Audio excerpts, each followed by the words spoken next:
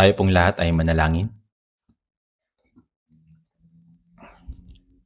Mahabagin naming Amang Diyos na sa amin ay nagmamahal, sa huling panahon na itinakda ng Diyos sa gitna ng maraming tao sa mundo, una mo kaming tinawag at iniligtas at inihiwalay mo kami bilang mga banal sa mundo. Nagpapasalamat po kami sa iyong pamumuno sa nalalabi naming buhay upang ngayon, sa church kung saan ang Panginoon ay gumagawang kasama namin, kami makapaglingkod sa Diyos, mangaral ng Ebanghelyo, sumunod at maglingkod. Sa oras na ito, kami na mga tinubos ng mahalagang dugo ng Panginoon ay muling nagtitipon sa harap mo.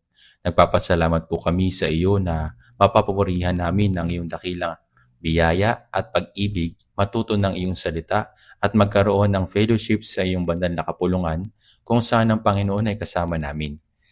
Naniniwala po kami na kasama namin ang Panginoon maging sa sandaling ito. Pakiusap, tingnan mo po ang bawat isa sa amin.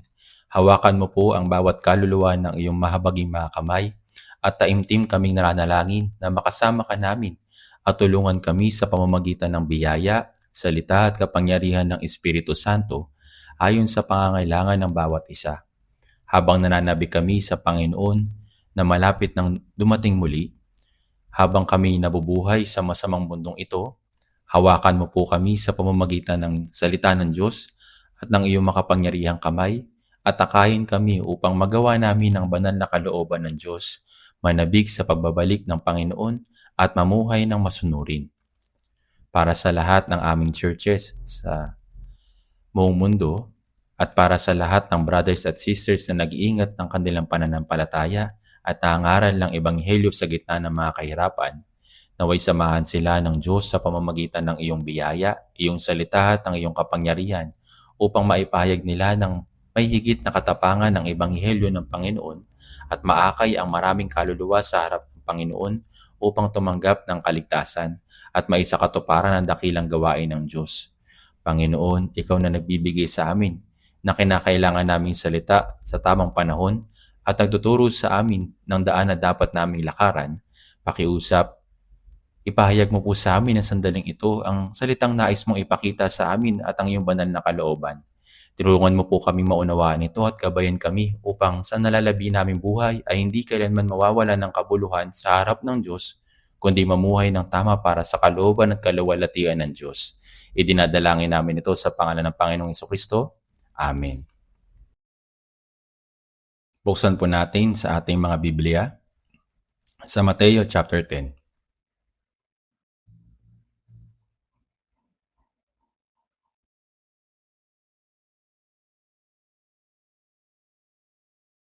Mateo chapter 10.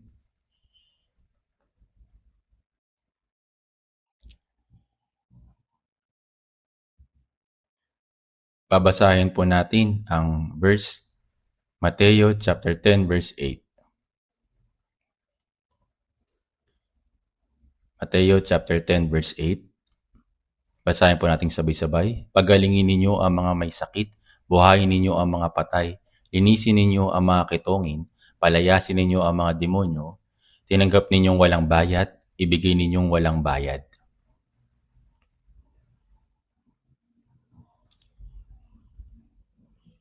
Sa mga salitang sinabi ni Jesus dito, susuriin natin ngayon, lalo na ang bahaging ito, tinanggap ninyong walang bayad, ibigay ninyong walang bayad. Ang natanggap nating walang bayad ay ang biyaya ng Diyos.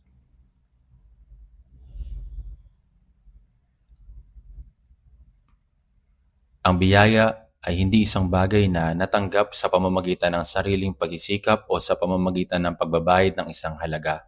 Ito'y ibinibigay ng walang bayad. Dahil natanggap na natin ang biyayang ibinigay ng Diyos, dapat din nating ibigay ang biyayang ito sa iba. Ito ang ibig sabihin ng mga talatang iyon.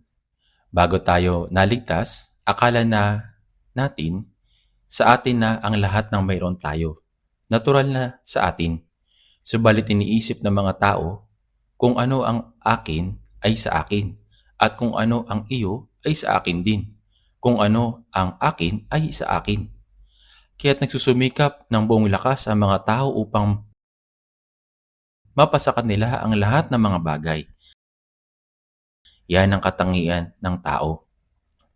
Sa mga awit 49 verse 11, kung titignan po natin sa Biblia, may kita po natin yung talata na nakalagay po dito.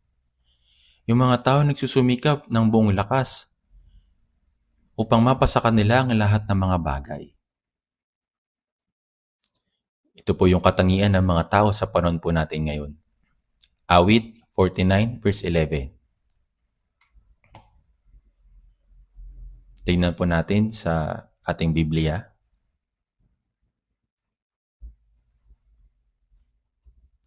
Basahin din natin ito ng sabay-sabay. Ang kanilang libingan ay kanilang mga tahanan magpakailanman. Kanilang mga lugar na tinirahan sa lahat ng salinlahi. Tinatawag nila ang kanilang mga lupain ayon sa kanilang sarili mga pangalan. Iniisip nila na ang lahat ay mananatili magpakailanman at ang lugar na kanilang tinitirhan ay mananatili sa lahat ng mga salinlahi. Kaya pinangalanan nila ang kanilang mga lupain at bahay gamit ang kanilang sarili mga pangalan. Ito isang bagay na alam nating lahat. Sinisikap ng mga tao sa lahat ng paraan na mapasa kanila ang mga bagay at ipangalan sa kanila ang mga ito upang maingatan nila ang mga ito.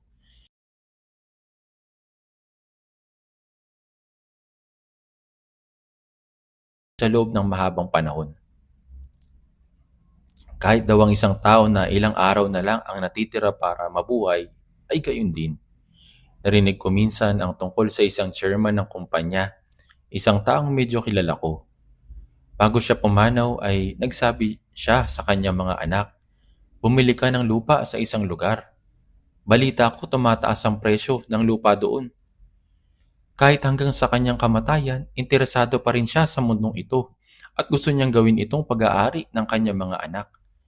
Iyan ang likas na hangarin na mayroon ng lahat ng tao. Ang makamit ang isang bagay para sa kanilang sarili. Subalit sa mga awit 49, verse 16 hanggang 17,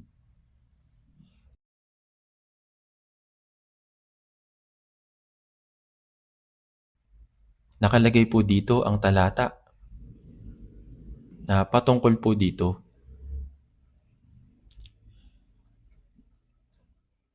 Dito po sa verse 16 hanggang 17.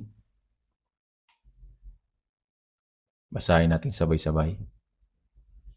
Huwag kang matakot kapag may yumayaman, kapag ang kaluwalhatian ng kanyang bahay ay lumalago. Sapagkat kapag siya'y namatay ay wala siyang madadala, ang kanyang kaluwalhatian na hindi bababang kasunod niya. Kapag isang tao ay yumaman, kapag ang isang mayaman ay nagkaroon ng higit na kayamanan, ang kaluwalhatian ng kanyang bahay ay lumalago. Maaari siyang magkaroon ng kapangyarihan at kaluwalhatian sa mundong ito. Subalit sinasabi dito, huwag kang matakot. Huwag ninyo itong katakutan at huwag nyo itong kainggitan. Ibig sabihin, hindi tayo dapat mag-alala tungkol sa ganitong mga bagay. Dahil sa sandaling panahon, kapag siya'y namatay ay wala siyang madadala. Sinasabi sa Ecclesiastes chapter 5 verse 15, kung paanong siya'y lumabas sa sinapupunan ng kanyang ina, gayon siya muling aalis. Ubad siyang dumating, wala siyang anumang madadala mula sa kanyang pagpapagod na kanyang madadala sa kanyang kamay. Kapag siya'y namatay ay wala siyang madadala, ang kanyang kaluwalhatian na hindi bababang kasunod niya. Kapag namatay ang isang tao, lahat ng mga kayamanan at kaluwalhatian sa mundong ito, lahat ay magtatapos doon. Kung iyon na ang katapusan, kahit papaano ay simple lang ito. Subalit, mayroong panibagong mundo pagkatapos nito. At ito yung problema. Sa Lucas chapter 12 verse 20, makikita natin ang talinahaga ng mayamang hangal. Sinabi sa Lucas chapter 12 verse 19, at sasabihin ko sa aking kaluluwa, kaluluwa, marami ka ng pag-aari na kaimbak para sa maraming taon. Magpahinga ka, kumain ka, uminom ka at magsaya ka. Sa tingin po ba ninyo ay kumakain, umiinom at nagsasaya sa mga bagay na ito ang kaluluwa? Sinabi sa verse 20, subalit sinabi na sa kanya ng Diyos, hangal sa gabing ito ay kukunin ng iyong kaluluwa at kanino kaya mapupunta ang mga bagay na inihanda mo. Kahit na ang tao ay nagkaroon ng maraming kaalaman, nagkaroon ng maraming kayamanan o nakatanggap ng karangalan, kung kukunin ng Diyos ang kanyang kaluluwa sa gabing ito, Sinasabi dito na kukunin ng Diyos ang kaluluwa. Sinasabi dito sa Ecclesiastes chapter 12 verse 7, at ang alabok ay bumalik sa lupa na gaya ng una, at ang espiritu ay bumalik sa Diyos na nagbigay nito. Ang alabok ay bumalik sa lupa, ito yung katawan, at ang espiritu ay bumalik sa Diyos na nagbigay nito. Bago ito mangyari, may isang bagay tayong dapat tandaan. Tayo haharap sa Diyos. Kaya sinasabi dito sa verse 21, gayon nga ang nagtitipon ng kayamanan para sa kanyang sarili, subalit hindi mayaman sa Diyos. Ang mga tao nilikha ayon sa larawan ng Diyos, nabubuhay lamang ng ilang dekada sa mundong ito, at ang tunay na katanungan ay kung paano nila kakaharapin ang Diyos pagkatapos ng kamatayan. Ang katawan ay babalik sa alabok. Job chapter 19 verse 26, at pagkatapos na masira ng ganito ang aking balat, gayon may makikita ko ang Diyos sa aking laman. Mayroong parehong mensahe dito sa Job chapter 19 verse 26. Ipinapaalala sa atin ito na ang mga bagay sa mundong ito ay magwawakas pagkatapos ng maikling panahon. Ang nagtitipon ng mga tao ng maraming bagay para sa kanilang sarili subalit hindi mayaman sa Diyos. At ang ibig sabihin ng maging mayaman sa Diyos ay ang buhay para sa kanya, ang mabuhay para sa kanyang kalooban at sa kanyang kaluwalhatian.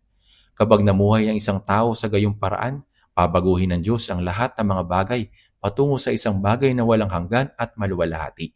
Subalit sila mga hindi nauunawaan nito at namumuhay para lamang sa kanilang sarili ay nagtitipon ng lahat ng bagay para sa kanilang sariling kapakanan na walang kinalaman sa Diyos. Sa madaling salita, wala silang tatanggaping anuman sa harap ng Diyos. Ito'y nagpapatungkol sa isang tao na hindi naghanda sa pagharap sa Diyos. Kaya sinasabi sa Ecclesiastes chapter 5 verse 15, kung paano siya'y lumabas sa sinapupunan ng kanyang ina, gayon siya muling aalis. Hubad siyang dumating, wala siyang anumang madadala mula sa kanyang pagpapagod na kanyang madadala sa kanyang kamay. Kaya mahalagang malaman ang mga bagay na ito ng maaga. At habang tayo nasa mundong ito, dapat din nating maunawaan ang ganap na katotohanan na ang lahat ng mayroon tayo ay hindi talaga sa atin. Lahat ng mga Kristiyanong nakatanggap ng kaligtasan ay nalalaman na lahat ng bagay ay pag-aari ng Diyos. Sinabi sa 1 Corinto chapter 8 verse 6, at tayo para sa Kanya, at may isang Panginoon si Jesucristo, na sa pamamagitan niya ang lahat ng mga bagay, at tayo ay sa pamamagitan niya. At sa huli, ang lahat ng bagay ay babalik sa Panginoon. Umiiral lamang ito para sa kanyang plano at para sa kaluwalhatian ng Diyos. Sinasabi sa Biblia sa unang Kronika chapter 29 verse 14, may kita natin na sa mga huling taon ni David ay taimtim na ninais na itayo ang templo.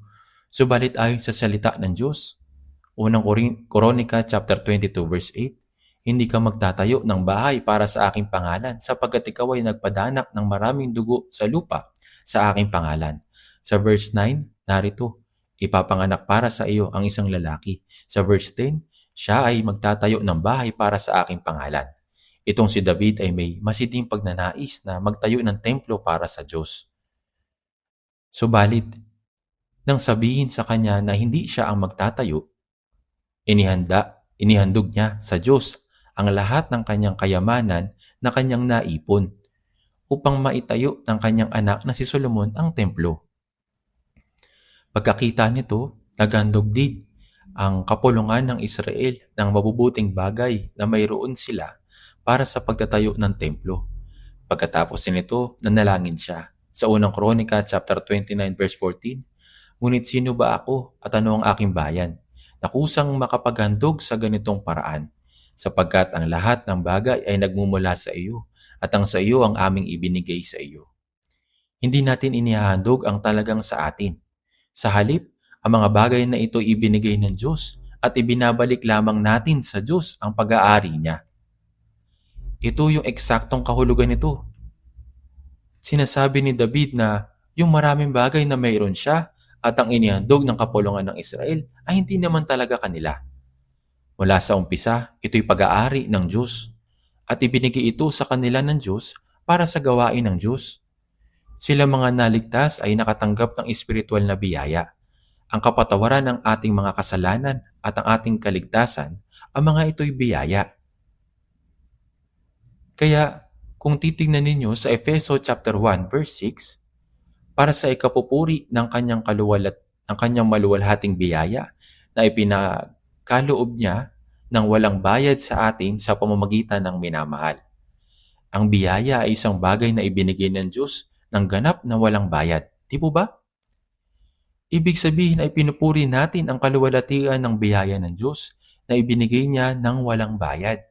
At gaya ng alam na ninyo, sinasabi sa Efeso chapter 2 verse 8 hanggang 9, sapagkat sa biyaya kayo naligtas sa pamamagitan ng pananampalataya. Kabusayduhin po natin itong lahat. Ito hindi sa pamamagitan ng inyong sariling, ito'y kaloob ng Diyos. Hindi sa pamamagitan ng magawa upang sino man ay huwag magmalaki. Ang kaligtasan na natanggap natin ay sa pamamagitan ng biyaya ng Diyos. Ito hindi sa pamamagitan ng inyong sarili. Ito isang bagay na nakuha mo dahil gumawa ka ng mabuti? Hindi po. Ito'y kaloob ng Diyos. Ang salitang biyaya at kaloob ay magkapareho ang kahulugan. Ang kaloob ay hindi ibinigay sa isang tao na may ginawang mabuti. May ginawa kang mabuti o wala, ito ibinigay ng libre. Ito isang regalo. Sapagkat ang kaligtasan ay isang regalo mula sa Diyos. Sapagkat sa biyaya kayo naligtas sa pamamagitan ng pananampalataya. At ito hindi sa pamamagitan ng inyong sarili. Ito'y kaloob ng Diyos. Hindi sa pamamagitan ng mga gawa upang sino man ay huwag magmalaki. Ano ba ang ginawa natin para maligtas? Wala. Hindi mahalaga dito kung gumawa man tayo ng mabuti o nakagawa man tayo ng dakilang gawa para sa Diyos. Tayong lahat ay mga makasalanan na karapat-dapat sa kahatulan ng Diyos at sa walang hanggang pagkawasak. Gaya ng sinabi sa Efeso chapter 2 verse 4, ngunit ang Diyos palibhas ay mayaman sa awa dahil sa kanyang malaking pag-ibig sa atin. Ang ibig sabihin ng awa ay pagkakaroon ng pagkahabag. Dahil sa dakilang pag-ibig ng Diyos ay nahabag siya sa atin. Nang walang anumang kondisyon, binigyan niya tayo ng buhay na dating patay dahil sa ating mga kasalanan at pagsalangsang. Ito ang pag-ibig ng Diyos. Kaya sa Efeso chapter 2 verse 5, sa biyaya kayo'y naligtas. Ang kapatawaran para sa ating mga kasalanan at ang kaligtasan para sa ating kaluluwa na ibinigay ng lubos ng Diyos bilang biyaya na walang bayad. Binigay po niya ito ng walang bayad. Ito po yung biyaya ng Diyos. Sa biyaya kayo'y naligtas. Tingnan natin sa Roma chapter 3 verse 24. Roma chapter 3 verse 24.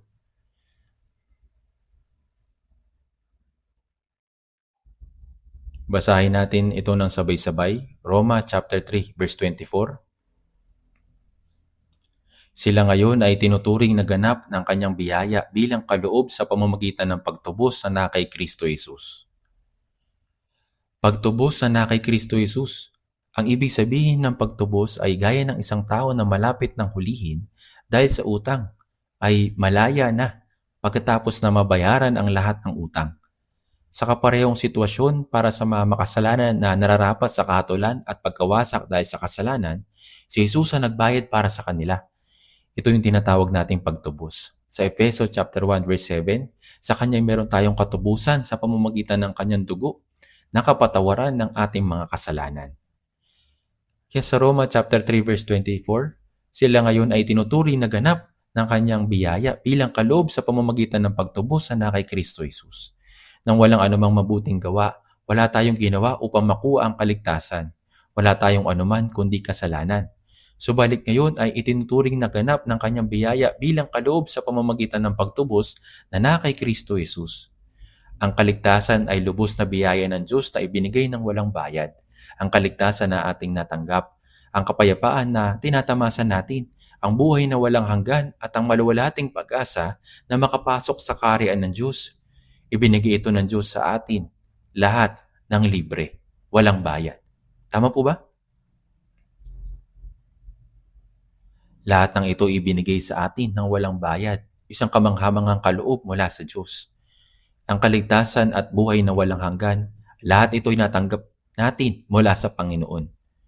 Kaya ano ang dapat natin gawin?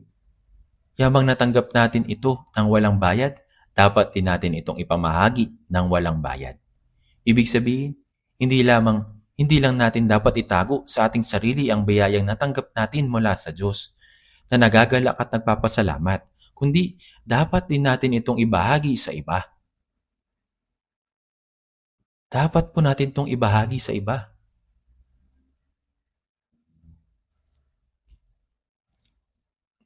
Ipagpalagay natin na may isang taong nagdurusa sa isang malubhang sakit.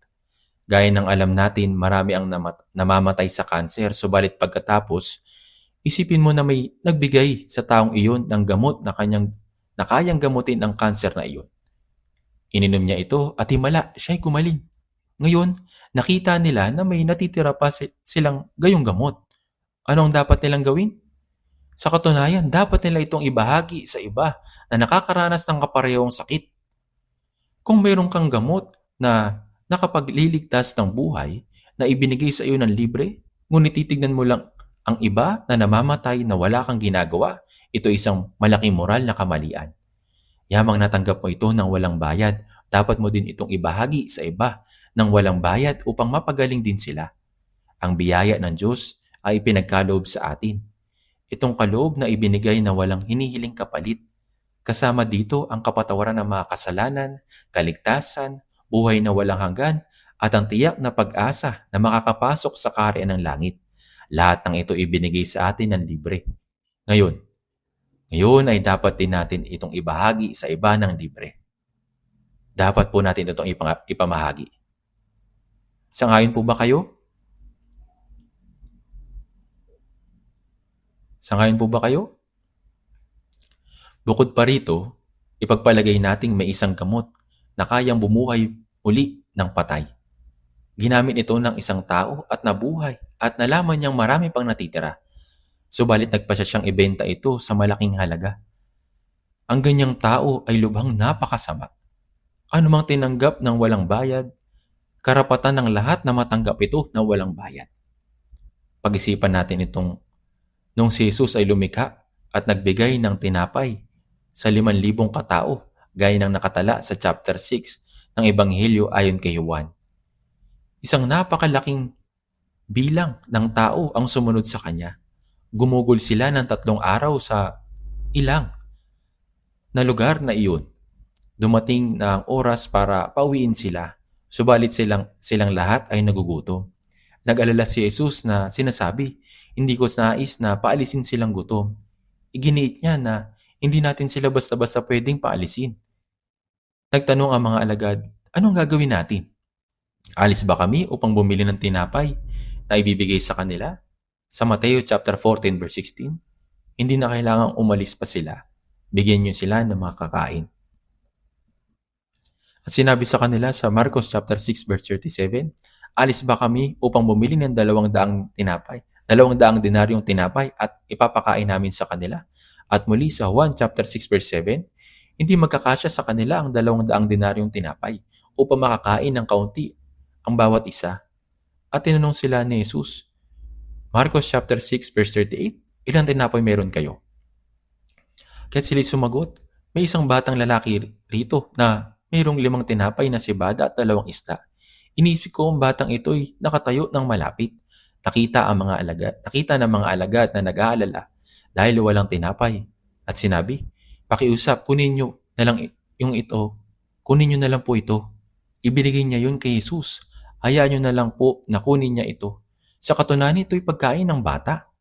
Dinala ito ng mga alagad kay Jesus na sinasabi, Mateo chapter 14 verse 17, meron lamang tayong 5 tinapay at 2 isda. Sumagot si Jesus, kung gayon, mabuti. At sinabihan sila, paupuin ninyo ang mga tao. Tiyak na naguluhan ang mga alagad, di po ba? Tiyak na nagtataka sila kung ano ang nangyayari. Gayunpaman, matapos kunin ni Jesus ang tinapay at ang mga isda, iyon ay nanalangin ng pasasalamat. Sinimulan niya itong ipamahagi sa mga alagad at ang pagkain ay patuloy na dumarating. Bumuhos ito mula sa mga basket. Dahil sinasabi sa atin ng talata ng 5,000 lalaki ang kumain ng araw na iyon. Kung isasama natin ang mga babae at mga bata, malamang ito po iaabot sa 10 o 20,000 katao ang kabuuan. Ang nakasulat na mabusog ang lahat, tinipon nila ang natira, na puno ang 12 kain. Sinabi ni Jesus, bigyan ninyo sila ng makakain. Kinuha ng ating Panginoon ang 5 tinapay at 2 isda na inihandog ng isang bata at sa pamamagitan ng himala ay pinakain ng maraming tao. Hindi dapat natin ito ituring na kakaiba. Si Jesus ay siya ang tagapaglikha. Ang tagapaglikha na siyang lumikha ng lahat ng bagay sa pamamagitan ng kanyang salita at siya ang namamahala sa lahat ng mga bagay sa pamamagitan ng parehong salitang iyon. Sa aklat ng Isaías, sinabi sa atin na kapag ang Diyos ay nagsasalita, sila nagsisitayo ang magkakasama. Ang buong kalawakan ay kumikilos ayon sa isang malalim na karunungan at kaayusan. Gayunpaman, kung sasabihin ng Diyos, kalawakan, tigil, lahat ay agad titigil. Sa Isaías chapter 48 verse 13, kapag kayo'y tumatawag sa kanila, sila nagsisitayo magkakasama. Kung sasabihin niya, maglaho, lahat ng bagay ay maglalaho. Siya ang tagapaglikha. Ang tagapaglikha ay namumuno sa pamamagitan ng kanyang sariling kalooban, kanyang salita at kanyang kapangyarihan. Sa kabaliktaran, para sa isang tao, para makagawa ng tinapay, kailangan niyang magpagal sa pagsasaka, pagtatanim ng trigo o cebada, paggigiik ng ani, paggiling nito upang maging harina at sa huli ay ibibake o i-steam. Saka lang ito nagiging tinapay. Gayunpaman, hindi kailangan ng Diyos ng ganitong proseso ng tao. Kaya niyang lumikha agad ng tinapay. Siyempre magagawa niya ito, likain mula sa wala. Kahit wala ang pisikal na presensya ng 2 isda at 5 tinapay na iyon. Gayunpaman sa katayuang mayroong malalim na layunin sa paggawa niya ng ganitong himala gamit ang kaloob ng bata na ibinigay sa mga alagad. Kapag inaalay natin ang isang bagay sa mga kamay ng Diyos at sinasabing, Panginoon, pakiusap gamitin mo ito ayon sa iyong kalooban. Tatanggapin niya ang handog na iyon at palalawakin ito. Pararamihin niya ito upang magpakita ng isang kamanghamanghang himala. Sa anumang kalagayan, ang mga alagad ay walang ginawa kundi magbigay ng una nilang natanggap mula sa Panginoon. Mayroong bagay na ibinibigay sa atin ang Panginoon. Ibinibigay niya ito. Kapag kinuha natin ang ibinigay niya at ibinabahagi ito sa iba, nagsisimula ng maganap ang himala ng Diyos. Ngayon, dumako po tayo ng saglit sa 1 Pedro chapter 4. 1 Pedro chapter 4 verse 10 hanggang 11. Babasahin din po natin ito ng sabay-sabay. 1 Pedro chapter 4 verse 10 hanggang 11. 1 Pedro chapter 4 verse 10 hanggang 11. Basahin natin.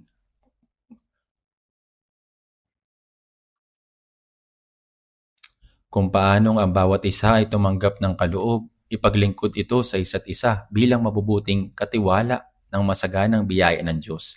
Sino man nagsasalita ay gawin iyon ng tulad sa nagsasalita ng mga aral ng Diyos. Sino man naglilingkod ay tulad sa naglilingkod mula sa kalakasang ibinibigay ng Diyos, upang ang Diyos ay maluwalhati sa lahat ng mga bagay sa pamamagitan ni Jesucristo.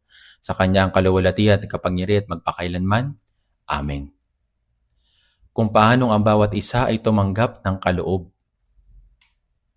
Sa mga tinubos, nagbibigay ng mga partikular na mga kaloob ang Diyos. Sinasabi sa atin ng kasulatan na ibinibigay niya ang mga kaloob na ito sa bawat individual para sa layunin ng paglilingkod sa Diyos, pagpapahayag ng ebanghelyo at paglilingkod sa church. Sinasabi kung paano ang bawat isa ay tumanggap ng kaloob, ipaglingkod ito sa isa't isa bilang mabubuting katiwala ng masaganang biyaya ng Diyos. Ngayon, ano ang katiwala? Ang katiwala ay siyang pinagkakatiwalaan ng mga ari-arian ng Panginoon upang pangasiwaan ng mga ito. Sa ibang kahulugan, maaari natin siyang tawaging isang tagapamahala o manager. Siya isang taong tapat na nangangasiwa at namamahala sa ari-arian ng may-ari. Kung paano ang bawat isa ay tumanggap ng kaloob, ipaglingkod ito sa isa't isa bilang mabubuting katiwala ng masaganang biyaya ng Diyos. Sino man nagsasalita ay gawin iyon ng tulad sa nagsasalita ng mga aral ng Diyos. Ngayon, ano nga ba talaga ang ibig sabihin nito?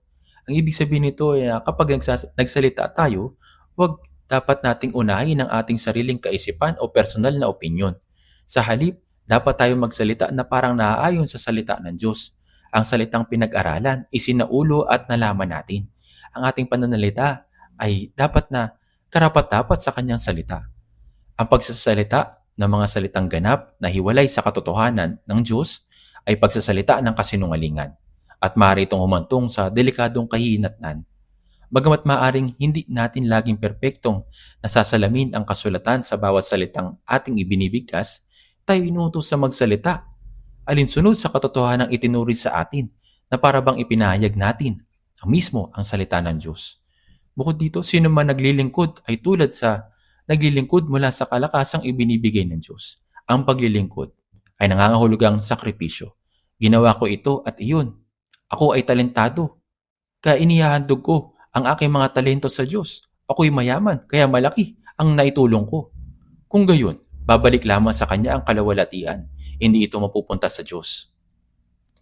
Mula sa kalakasang ibinibigay ng Diyos, matapos ihandog ni David lahat ng bagay na mayroon siya, sinabi niya, unang Kronika 29 verse 14, "Ngunit sino ba ako at ano ang aking bayan na kusan makapaghahandog sa ganitong paraan? Sapagkat ang lahat ng mga bagay nagmumula sa iyo at ang sa iyo ang aming ibinibigay sa iyo." Sa parehong paraan, kapag naglilingkod tayo, hindi dapat tayo maglingkod sa pamamagitan ng ating sariling lakas o sa kung ano ang pag-aari natin, kundi sa pamamagitan ng ibinigay ng Diyos sa gamit ng ang lakas na ibinigay ng Diyos. Dapat natin itong gawin ng ganito. Ang Diyos ay maluwalhati sa lahat ng mga bagay sa pamamagitan ni Jesucristo. Walang sino man ang dapat kumuha ng kaluwalhatian ng Diyos para sa kanyang sarili o madlang dito. Dapat mapunta sa Diyos ang lahat ng bagay. Ibinigay natin sa Diyos. Ibinibigay natin sa Diyos kung ano ang tinanggap natin mula sa Diyos. At naglilikod tayo sa pamamagitan ng tinanggap natin sa Diyos. Tingnan po natin. Unang Korinto, chapter 9, verse 16. Titingnan po natin ito at babasahin. Unang Korinto, chapter 9, verse 16. Basahin natin sabay-sabay. Sapagkat kung ipinapangaral ko ang ebanghelyo ay wala akong dahilan upang magmalaki, sapagkat ang katungkulan ay iniatang sa akin. Kahabag-habag ako kung hindi ko ipangaral ang ebanghelyo. Si Apostol Pablo ay nagsulat ng 14 na aklat sa Bagong Tipan. Mula nung siya'y naligtas hanggang sa siya'y pumunta sa Roma at naging martir habang ipinapangaral ang ebanghelyo, ginugol ni Pablo ang kanyang buhay sa pangaral ng ebanghelyo ng walang pahinga. Habang ipinapangaral ang ebanghelyo, sinabi sa 2 Korinto chapter 11 verse 23, siya ay maraming beses na bilanggo. 3 ulit na ako'y hinampas ng mga pamalo at siya ay pinagbabato at iniwan sa labas ng lungsod na parang patay na. Gayunpaman, siya ay muling bumangon at patuloy na nangangaral. Sinabi sa 2 Korinto chapter 11 verse 27, sa pagpapagal at hirap, sa mga pagpupuyat, sa gutom at uhaw, madalas na walang pagkain, kiniginaw at hubad. Gayunpaman, sinabi niya na wala siyang anumang maipagmamalaki. Sa 1 Korinto chapter 15 verse 10, ngunit sa pamamagitan ng biyaya ng Diyos, ako ay ako. Ibinigay ito ng Diyos. Walang anumang nagmula sa kanyang sarili. Upang ang lahat ng kaluwalhating ito'y mapunta lamang sa Diyos. Kaya naman, kung hindi niya naisakatuparan ng maayos ang ibinigay sa kanya ng Diyos, sinabi niya, kahabag-habag ako kung hindi ko ipangaral ang ebanghelyo. Ito ang ibig niyang sabihin sa pagsasabing wala siyang dapat ipagmalaki. Sapagkat ang katungkulan ay iniatang sa akin. Ibig sabihin, ito ay bagay na dapat gawin. Kaya't bagaman nagpagal ng labis si Apostol Pablo at ipinangaral ang ebanghelyo, sinabi niya na wala siyang anumang maipagmamalaki. Ang lahat ng ito'y biyaya na ibinigay ng Diyos. Sinasabi sa mga Gawa, chapter 20, verse 24, ngunit hindi ko itunturing ang aking buhay na mahalaga sa aking sarili upang maganap ko lamang ang aking katungkulan at ang ministeryong tinanggap ko sa Panginoong Hesus na magpatotoo ng magandang balita ng Diyos. Nasa daang patungong Damasco si Apostol Pablo upang hulihin ang mga mananampalataya kay Jesus. Nang nagpakita sa kanya si Jesus, siya'y bumagsak sa lupa sa harapan niya At mula sa sandaling iyon, nabuhay lamang siya para magpatotoo sa biyaya ng Diyos. Itinaga ng Diyos si Apostol Pablo bilang apostol sa mga hintil. Ang misyong natanggap niya mula sa Panginoong Hesus ay ang ebanghelyo ng biyaya ng Diyos. Ang biyaya ay ang kaligtasang isinakatuparan ng ambugtong na anak ng Diyos ay namatay sa krus at nagbuhos ng kanyang mahalagang dugo upang tuparin ang gawain ng pagpapatotoo sa ebanghelyo ng biyayang iyon. Sinabi ni Apostol Pablo na hindi niya itinuturing ang kanyang buhay na mahalaga sa kanyang sarili. Para maisakatuparan ang tungkulin ng pangaral ng ebanghelyo, handa siyang mamatay na hindi 100 beses kundi kinakailangan. Kahit na 100 beses kung kinakailangan. Hindi ko itinuturing ang aking buhay na mahalaga sa aking sarili. Kaya naman, walang anumang dapat ikatakot si Apostol Pablo. Kung siya'y namatay, kung siya'y mamamatay, siya'y agad napupunta sa Panginoon. Kung siya'y mananatiling buhay, ipapangaral niya ang ebanghelyo. At sinabi rin sa unang Korinto chapter 11 verse 1, maging tulad kayo sa akin, gaya ko kay Kristo. Si Jesus ay nagpakita sa Diyos sa laman. Sinabi ng mga alagad kay Jesus, Panginoon, ipakita mo sa amin ang Ama. Hindi pa nila nakita ang Diyos Ama at naiisip nila na makabubuting kung makikita niya sila. Ano pong sinabi ni Jesus? Ang nakakita sa akin ay nakakita sa Ama. Paano mong nasabi, ipakita mo sa amin ang Ama? Ang hindi nakikitang Diyos ay nagpakita sa anyo ng laman bilang Jesus. Walang sino mang nakakita kailanman sa Diyos. Ang Diyos na tanging anak na nasa kandungan ng Ama ay ang nagpakilala sa Kanya. Si Jesus ang Diyos na nagpakita sa anyo ng isang tao.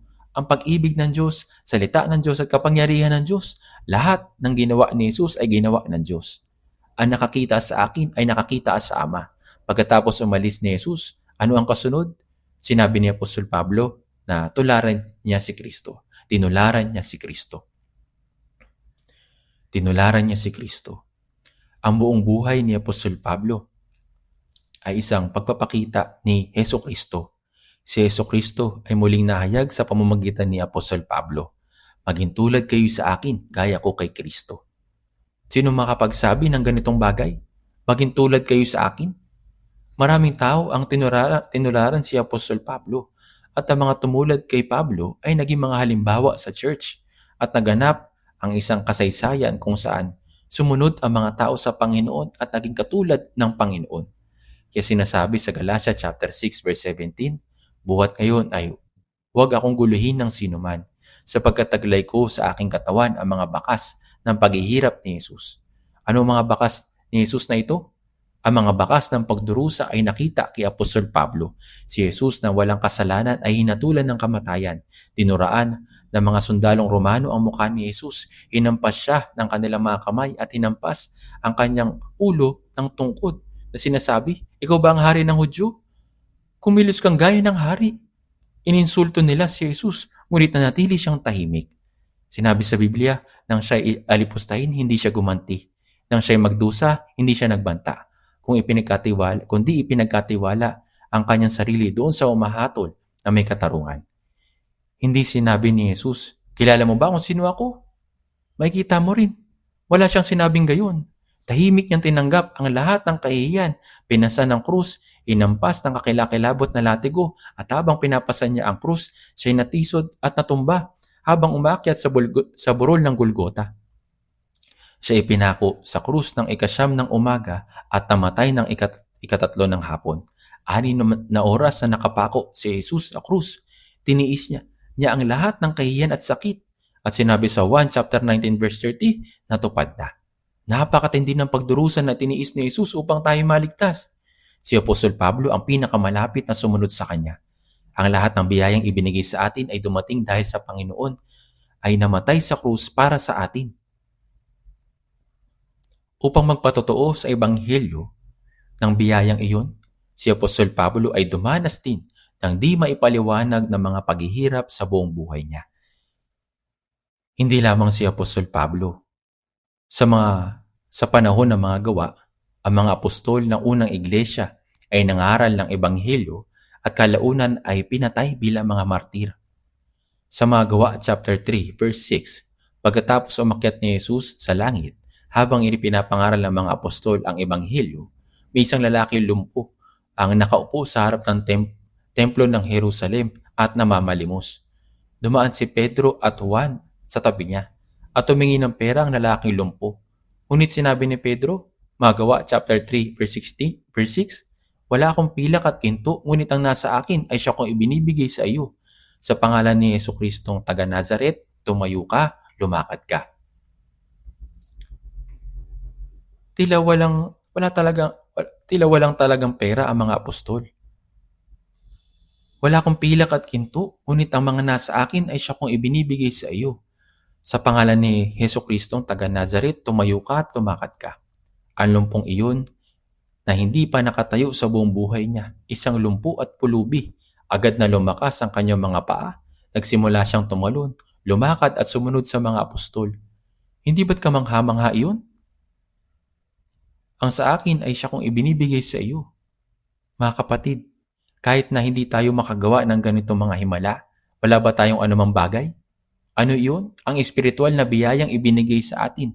Ang kalusugan, kabataan, mga talento, lahat ng ibinigay sa akin ng Diyos. Ito'y sa Panginoon. Ang mga nasa akin ay siya kong ibinibigay sa iyo. Lahat ng pag-aari natin ay ibinigay sa atin ng Diyos. Dapat natin itong gamitin upang maisakatuparan ang gawain ng Diyos, upang ipalaganap ang ebanghelyo. Ito ang mayroon ako. Nagpapakita ang Diyos ng mga himala sa pamamagitan nito. Yung Diyos po ay gumagawa sa pamamagitan nito. Lahat ng pag-aari natin ay binigay sa atin ng Diyos. Dapat din natin itong gamitin upang maisakatuparan ang gawain ng Diyos, upang ipalaganap ang ebanghelyo. Kung ano man ang mayroon ako. Dito po natin makikita ang himala sa pamamagitan nito. Yung kalusugan, kabataan at talento na mayroon tayo, lahat ng ito ibinigay sa akin ng Diyos. At dapat ko din itong gamitin para maisakatuparan ang gawain ng Diyos, upang ipalaganap ang ebanghelyo para sa layunin po na ito. Dito po magpapakita ang Diyos. Dito po magpapakita ang Diyos ng mga himala. Tingnan po natin dito. 2 Korinto chapter 6 verse 10. 2 Korinto chapter 6 verse 11. Basahin po muna natin yung verse 10. 2 Korinto chapter 6 verse 11, 10 at 11. Basahin natin sabay-sabay. Tulad sa nalulungkot, gayon may laging nagagalak. Tulad sa mga tuka, gayon may pinayayaman ang marami. Gaya ng walang pag-aari, gayon may mayroong ng lahat ng bagay. Sinabi ni Apostol Pablo, tulad sa nalulungkot, gayon may laging nagagalak. Dahil ang mga evangelist at ang mga banal na kasama ni Pablo ay nagtiis ng matinding pagdurusa at paghihirap. Kaya naman, sila'y nalulungkot, gayon may laging nagagalak. Nang sila'y bugbugin, nagalak sila sa pagtitiis ng pag-uusig habang ipinapahayag ang ebanghelyo ng Panginoon.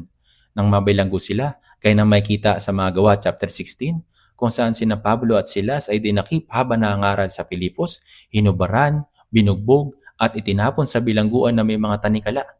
Ano ang kanilang ginawa nang maghahating gabi? Nanalangin sila, tumawit ng mga himno.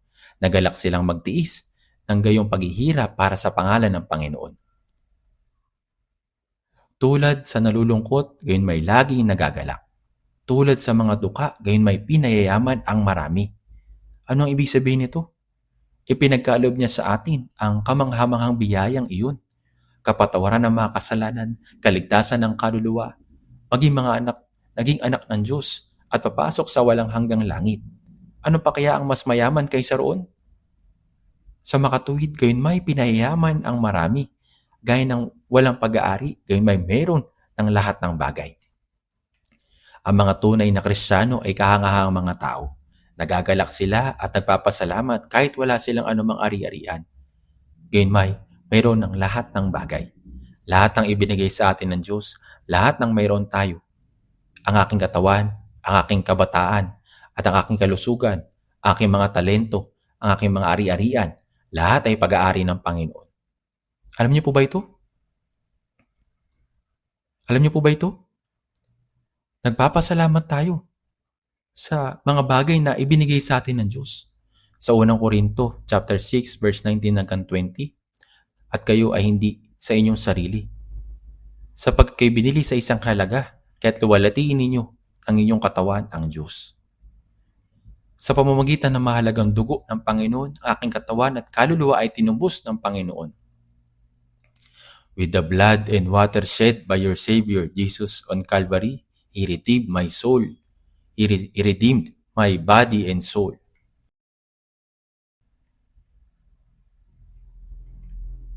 Binayaran at binili niya ang aking katawan at kaluluwa gamit ang mahalagang dugo ng Panginoon.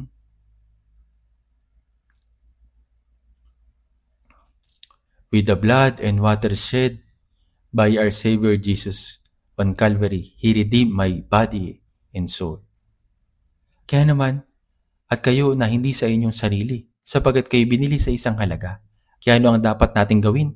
Dapat nating ibalik sa Panginoon ng sa Kanya.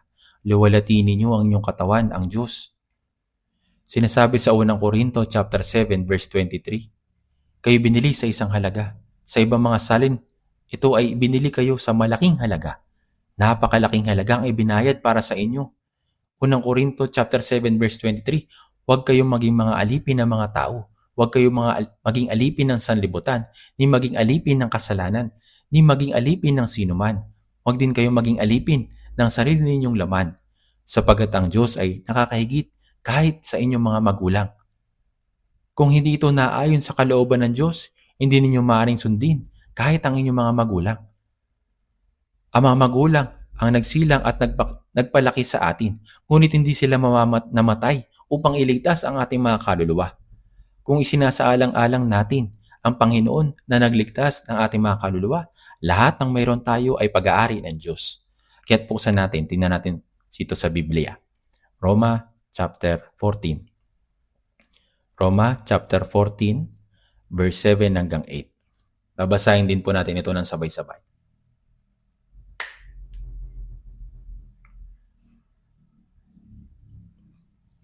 Roma chapter 14, verse 7 hanggang 8.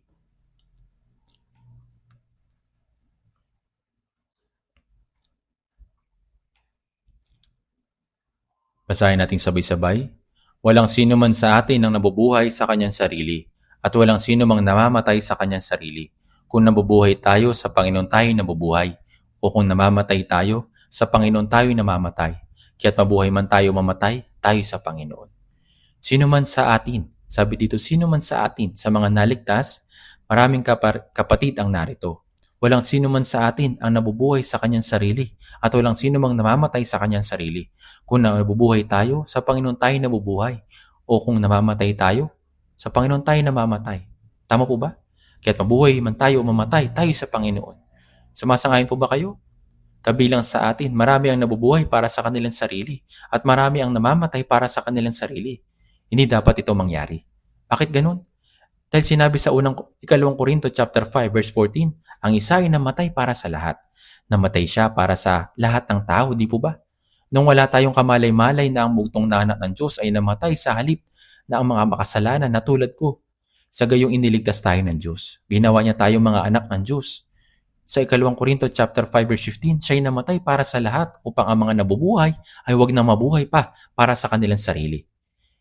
Dahil ang Panginoon ay namatay para sa atin, tayo binigyan ng buhay. Ang ating mga kaluluwa ay naligtas upang ang mga nabubuhay ay huwag na mabuhay pa para sa kanilang sarili. Ang mga naligtas sa pamamagitan ng biyaya ng Diyos ay hindi na nabubuhay pa para sa kanilang sarili, kundi para sa Kanya na alang-alang sa kanila ay namatay at muling nabuhay. Ang mga nakaunawa ng biyaya at naligtas ay hindi na nabubuhay para sa kanilang sarili sa natitirang panahon ng kanilang buhay. Hindi rin sila namamatay para sa kanilang sarili. Mabuhay man tayo o mamatay, tayo ay sa Panginoon. Mabuhay man tayo, ito ay para sa Panginoon. Sinabi sa isang hymno, if I live for you. If I die for you. I belong to you in life or death. Tanging yung mga handang mamatay para sa Panginoon ang maaring mamuhay ng tama para sa Kanya. Maraming ebanghelista ang church natin. May isang sigaw na madalas na binibigkas sa mga ebanghelista sa buong bansa, mga pastor, mga evangelical ministers, overseas missionaries at mga ebanghelista. Huwag tayo maghanap ng lugar kung saan mabubuhay tayo ng komportable, kundi maghanap tayo ng lugar kung saan tayo mamamatay ng maluwalhati para sa Panginoon at sa Ebanghelyo. Tama po yun. Ang pagiging isang ebanghelista ay hindi tungkol sa pagkuha ng isang bagong propesyon. Sila yung mga tao nagpasyang mamatay para sa Ebanghelyo. Tulad ni Apostol Pablo. Sa mga Gawa, chapter 20, verse 24, magandang balita ng biyaya ng Diyos. Ang biyaya ay ang biyaya na isakatuparan sa pamamagitan ng kamatayan ng bugtong ng anak ng Diyos. Alang-alang sa pagpapahayag ng biyayang ito. Ngunit hindi ko itinuturing na aking buhay na mahalaga sa aking sarili. Pwede ako mamatay ng daang-daang beses. Kung walang ganitong puso, lilitaw ang mga problema. Walang sino man sa atin na nabubuhay sa kanyang sarili at walang sino mang namamatay sa kanyang sarili. Wala tayong karapatang mabuhay para sa ating sarili, ni kalayaang mamatay para sa ating sarili. Kung nabubuhay tayo, sa Panginoon tayo nabubuhay. O kung namamatay tayo, sa Panginoon tayo namamatay. Kaya't mabuhay man tayo o mamatay, tayo sa Panginoon. Bakit ganito? Ito'y dahil ang butong na anak ng Diyos ay namatay kapalit ng isang makasalanan tulad ko. Dahil iniligtas niya tayo mula sa walang hanggang pagkawasak, ang aking kaluluwa at ang aking katawan ay pawang pag-aari ng Panginoon. Sa makatawid, maaari ako mabuhay at mamatay ayon sa kanyang kalooban. Tanging mga tunay na nabuhay para sa Panginoon ang karapat-dapat mamatay para sa Kanya. Tanging mga handang mamatay para sa Panginoon na maaring mabuhay ng tama para sa Kanya. Tatandaan niyo po ba ito? Kaya't mabuhay man tayo mamatay, tayo'y sa Panginoon. Tayo'y sa Panginoon.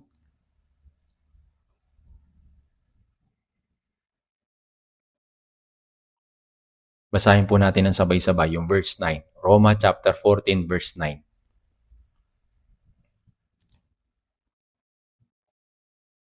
Sapagkat dahil dito, si Kristo ay namatay at muling nabuhay. Sa Roma chapter 14 verse 9, basahin natin sabay-sabay. Sapagkat dahil dito, si Kristo ay namatay at muling nabuhay upang siya ay maging Panginoon ng mga patay at gayon din ng mga buhay. Sapagkat dahil dito, si Kristo ay namatay at muling nabuhay. Sa anong dahilan? Ito ang dahilan upang ang mga naligtas ay mabuhay para sa Panginoon at mamatay para sa Panginoon. Namatay ang Panginoon para sa atin upang tayong mga tinubos ay mamuhay sa ganitong paraan. Upang siya ay maging Panginoon ng mga patay at gayon din ng mga buhay. Ang Panginoon ay naging Panginoon ng mga buhay at ng mga patay. Mabuhay man tayo mamatay, dapat tayo mabuhay para sa kaluwalhatian ng Panginoon. Kung nabubuhay ang isang tao para lamang sa kanyang sarili at namamatay para lamang sa kanyang sarili, wala ni isang sentimong halaga ang kanilang buhay. Kung ang isang Kristiyano ay nabubuhay para sa kanilang sarili at mamamatay para sa kanilang sarili, ikinalulungkot ko pong sabihin.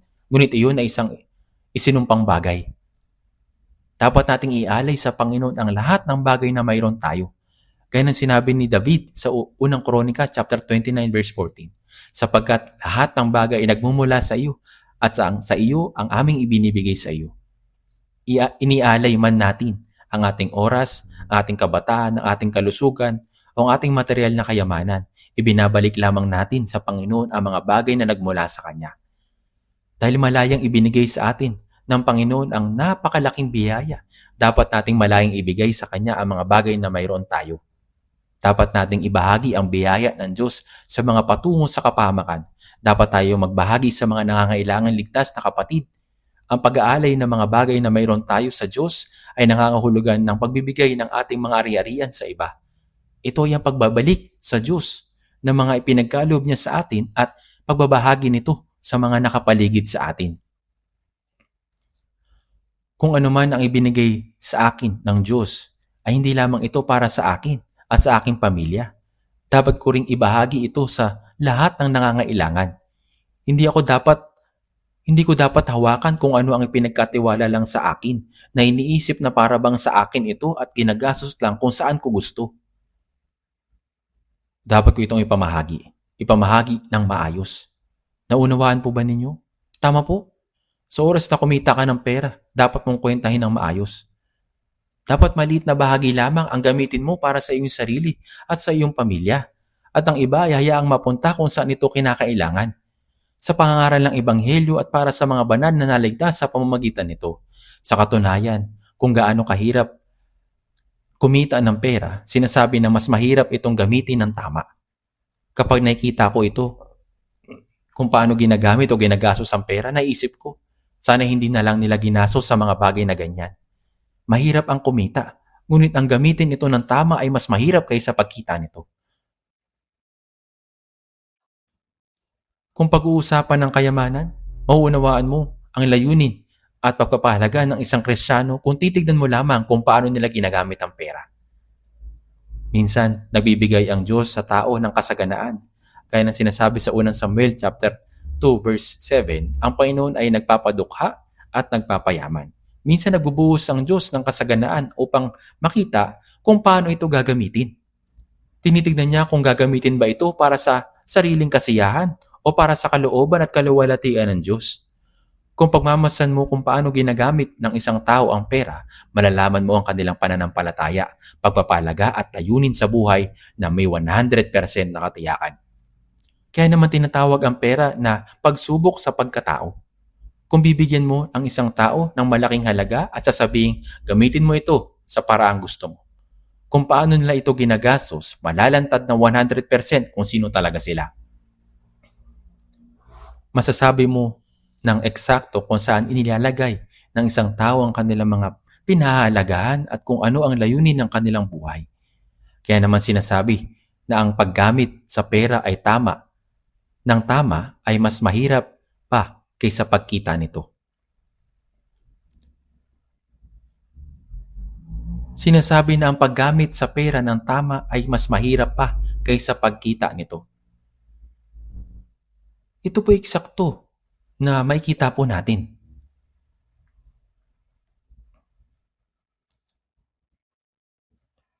Masasabi mo ng eksakto kung saan inilalagay ng isang tao ang kanilang mga pinapahalagan at kung ano ang layunin ng kanilang buhay. Makikita po natin ito sa kanilang pamumuhay.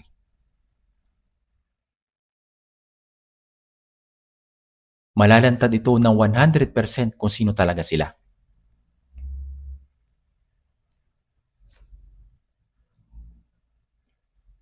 Kaya naman, makikita natin sa pamumuhay ng isang tao kung paano niya ginagamit ang pera. Malalaman natin ang kanilang pananampalataya, pagpapahalaga at layunin sa buhay ng may 100% na katiyakan. Ngayon, tignan po natin. Kung makikita po natin dito po sa Biblia, sa unang Tesalonica chapter 2 verse 8. Tingnan natin saglit sa unang Tesalonica chapter 2 verse 8.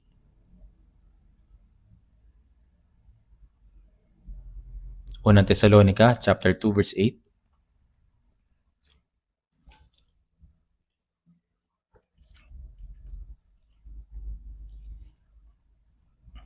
Palibhasa ay nagmamalasakit kami sa inyo, ipinasya namin kayo'y bahaginan, hindi lamang ng ebanghelyo ng Diyos, kundi pati ng aming mga sariling kaluluwa, sapagkat kayo napamahal sa amin.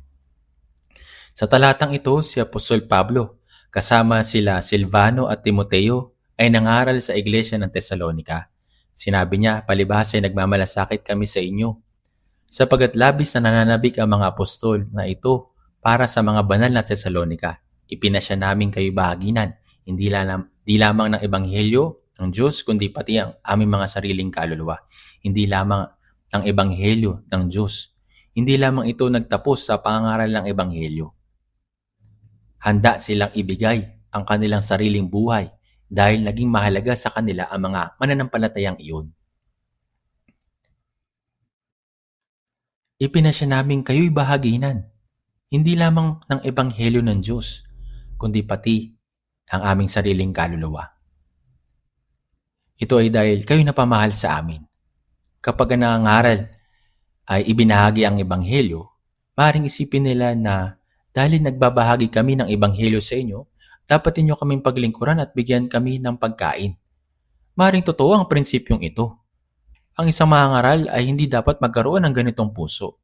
Kapag ipinapangaral natin ang Ebanghelyo, dapat nating tandaan ang Mateo chapter 6 verse 33. Ngunit hanapin muna ninyo ang kanyang kaharian at ang kanyang katwiran, at ang lahat ng mga bagay na ito ay pawang idaragdag sa inyo. Anong kahulugan ng at? At pagkatapos nito, dito? At ano ang lahat ng mga bagay? Ito ay pangako ng Diyos na ibibigay niya ang lahat ng pisikal na pangangailangan bilang dagdag na biyaya. Hindi pababayaan ng Diyos ang mga tapat na gumagawa ng kanyang gawain hanggang kamatayan. Siya ang bahala sa kanilang buhay. Kung hindi tutulong ang mga tao, ang Diyos ang tutulong sa pamamagitan ng ibang paraan. Alalahanin niyo si Elias nang nagtago siya sa batis ng Cherit dahil sinubukan siyang patayin ng mga tao, ang Diyos ay nagbigay sa kanya ng kailangan niya doon. Sa umaga't gabi, ang mga uwak ang nagdadala ng tinapay at karne kay Elias. Kinakain niya ang tinapay at ang karne at umiinom ng tubig mula sa batis ng Cherit. Dahil walang tao doon na pwedeng tumulong, ang Diyos ang nagbigay ng pagkain sa pamamagitan ng uwak. Ito isang himala, di po ba? Minsan, maging mga hayop ay ginagamit ng Diyos. Sa makatuwid, kapag ginagawa natin ng mga bagay na ayon sa kanyang kalooban, ang Diyos ang may ganap na pananagutan sa magiging resulta. Wala pong duda rito. Alam ng Diyos. Dahil lang sa hindi tayo nananampalataya sa katotohanan ito, kaya hindi natin nararanasan ang kanyang tulong. Sinasabi ni Apostol Pablo, hindi lamang ng Ebanghelyo ng Diyos, kundi pati ang aming mga sariling kaluluwa. Sinabi niya sa mga banal na Tesalonika na nagagalak silang ibigay ang kanilang sariling kaluluwa sapagkat kayo napamahal sa amin. Sa unang Tesalonika chapter 2 verse 7, sinasabi niya, kundi kami ay naging malumanay sa gitna ninyo, gaya ng isang ina na nag-aaruga sa kanyang mga anak. Ito isang tunay na kahangahangang salita. Alam niyo po ba kung gaano karaming tao ang namatay habang nangangaral ng Ebanghelyo bago ito nakarating sa atin? Napakaraming tao ang nagbigay ng kanilang buhay habang nangangaral ng Ebanghelyo. Nang unang beses akong nangaral ng Ebanghelyo, akala ko na ang mga nangangaral ng Ebanghelyo ay walang anumang tinatanggap na sahod. Ngunit madaming bisita ang dumadating at kailangan ko silang tanggapin at paglingkuran. Samantala, mula sa kusina ay narinig ko ang asawa ko na kinakayod ang bigas mula sa lalagyan.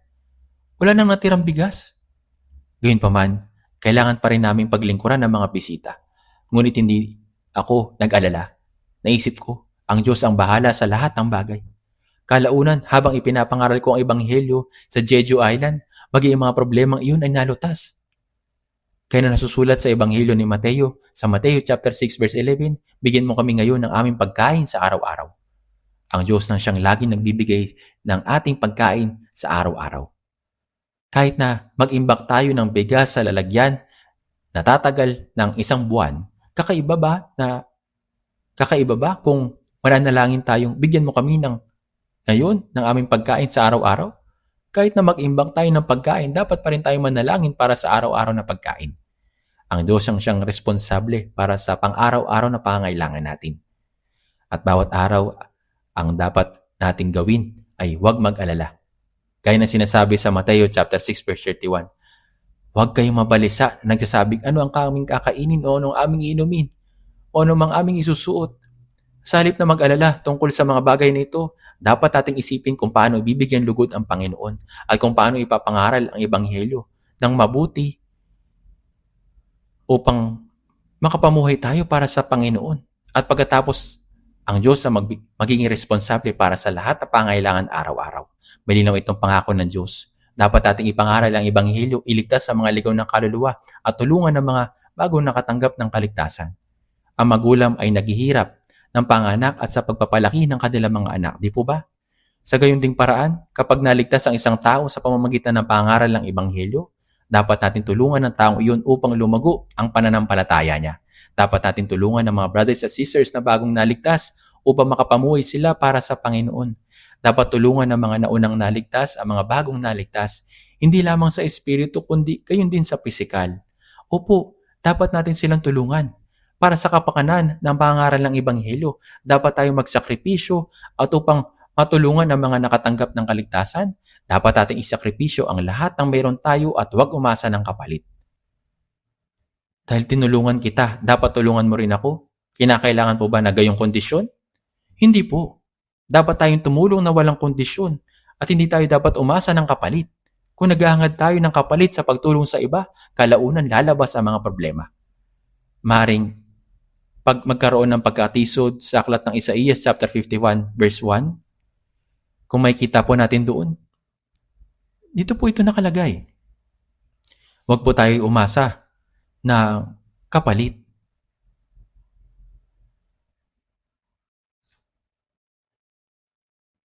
Tingnan po natin sa Isaías chapter 55 verse 1.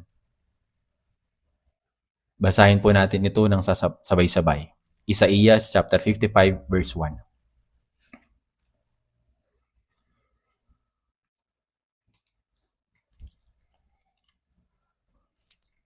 Isaías chapter 55 verse 1. Basahin natin sabay-sabay.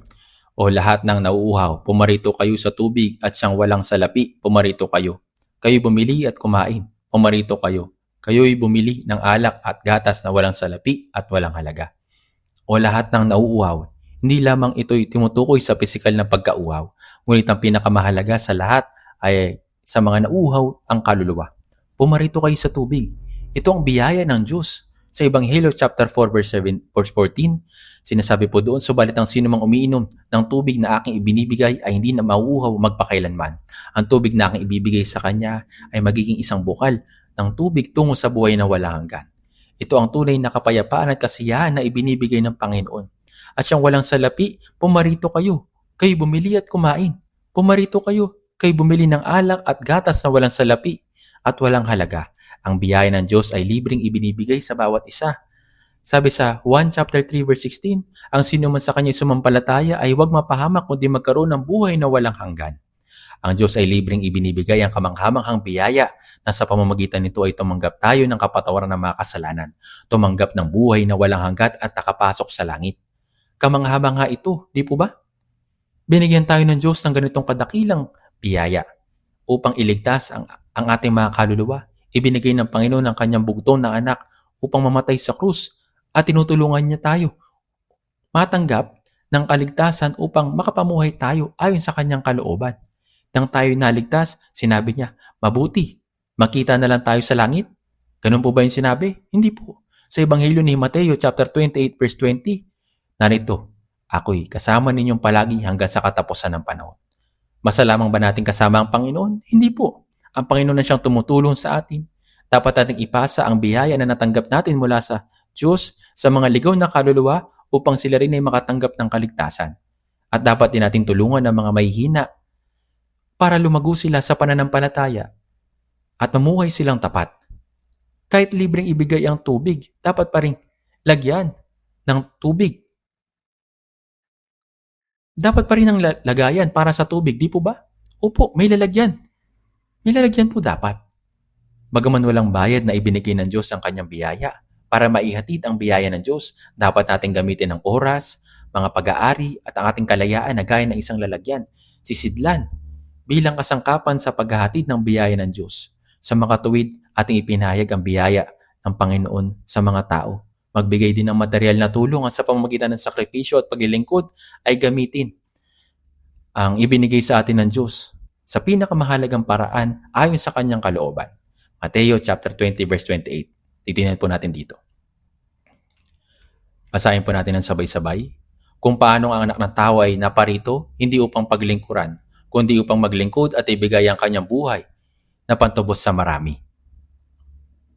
Ayon sa sinabi ni Jesus, ang anak ng tao ay naparito hindi para paglingkuran, upang maglingkod, kundi upang maglingkod. Siya na maluwalhati at banal, kapantay ng Diyos, naparito sa sanlibutan at taglingkod sa makasalanang sangkatauhan. Sa makatuwid sinasabi, kung paano ang anak ng tao ay naparito hindi upang paglingkuran, kundi upang maglingkod at ibigay ang kanyang buhay na pantubos sa marami. Naparito si Jesus upang maglingkod at upang ibigay ang kanyang buhay na pantubos sa mga makasalanan. Gaano kadakilang sakripisyo ang ginawa ng Panginoon para sa atin? Kung gayon, paano tayo dapat mamuhay? Tayong mga nakatanggap ng kaligtasan sa pamamagitan niya? Dapat din naman tayo magsakripisyo para mahihatid ang biyaya ng Panginoon sa iba. Alang-alang sa mga kapatid na mahihina sa pananampalataya. Sinabi ni Apostol Pablo, hindi ko pinag-imbutan ang pilak o ang ginto o o ang damit ni numan. Kayo mismo nakakaalam na ang mga kamay na ito ay nagsilingkod sa aking mga pangangailangan at sa mga kasama ko. Ipinangaral ng pinakadakilang apostol ang Ebanghelyo habang nagtatrabaho. Sinabi niya, ang mga kamay na ito ay naglilingkod para sa aking pangangailangan at sa mga kasama ko. Maraming beses ko na rin nasubukang matuto wala sa halimbawang ito sa pamamagitan ng pangaral ng Ebanghelyo. Habang sinusubukan kumita ng pera, ngunit nalaman ko na hindi ko kayang gawin ang dalawang ng maayos. Posibleng itong magawa ng sabay, ngunit ito'y nagiging hadlang sa pangaral ng Ebanghelyo, kaya napakahirap. Siyempre po, palagi ba nagtrabaho si Apostol Pablo habang siya nasa bilangguan at habang pinagtatabuyan kung saan-saan? Hindi po. Karaniwan siyang gumagawa ng mga tolda kasama ni Priscilla at Aquila. Hindi niya ito ginagawa sa lahat ng pagkakataon dahil hindi naman posibleng gawin ito nang walang tigil. Sinabi niya, sa aking mga pangailangan at mga kasama ko. Sa mga tuwid sa mga gawa ng mga apostol sa 20 verse 35, sa lahat ng bagay ay ipinakita ko sa inyo na sa ganitong paggawa ay dapat tulungan ng mahihina at alalahanin ng mga salita ng Panginoong Hesus na siya mismo nagsabi, higit na mapalad ang magbigay kaysa tumanggap. Sinabi mismo ng Panginoon, higit na mapalad ang magbigay kaysa tumanggap. Ngunit madalas tayo nag-aalinlangang magbigay, di po ba? Nais nating tumanggap, di po ba? May kagalakan sa mga tumatanggap, ngunit may pagpapala sa mga nagbibigay. Ang pinagpala ay nangangahulugang kung ako'y magbibigay, ang Panginoon ang magbibigay. Kung ako'y magbibigay ng higit, siya ay magbibigay ng higit. Kung alam natin ang tungkol dito, ito'y kaakit-akit.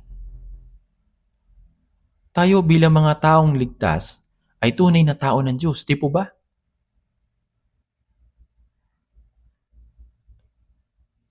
Tayo mga Kristiyano, nangangahulugan na mga tinatahanan ni Jesus. Ang unang bagay na kaakit-akit sa mga tao ng Diyos ay ang magbigay ng kaluwalhatian sa Diyos. Sa ikalawa, ay iligtas ang espiritu ng mga tao. Pagliligtas ng mga ligaw na kaluluwa.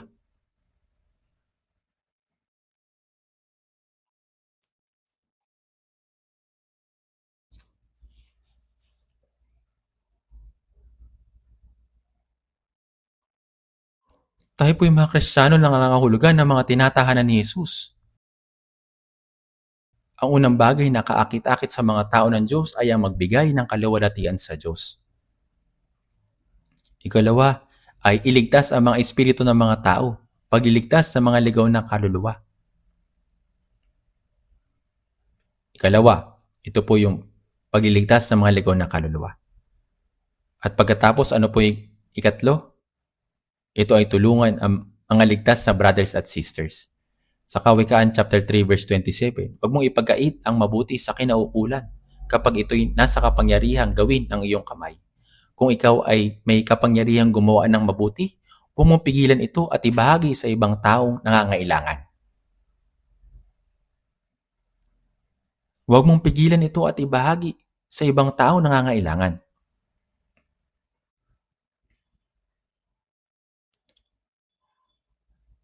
Kung nasa kapangyarihan ng iyong kamay, huwag mo ipagkait. Tingnan po natin sa unang 1 chapter 3 verse 16 and 17. Unang 1 chapter 3 verse 16 hanggang 17. Basahin natin ng sabay-sabay.